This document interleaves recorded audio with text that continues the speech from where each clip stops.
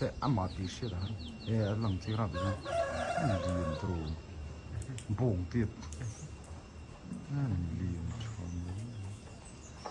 bông ngọn kỳ vui mừng cái ta rồi lần chỉ liền tròn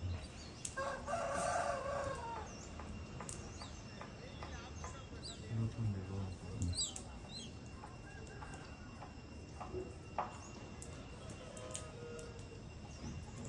verdicts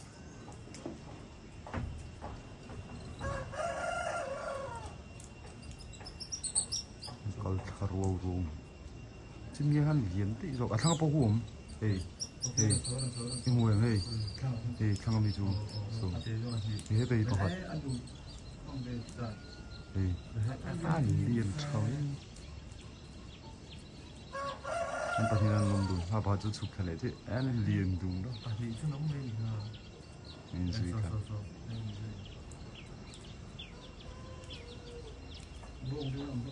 bông anh không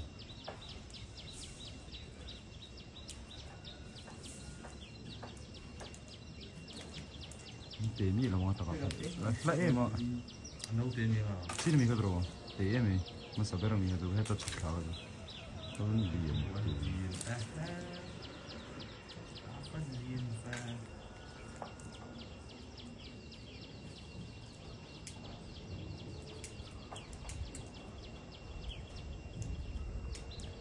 romantic luôn anh chú ấy khai luôn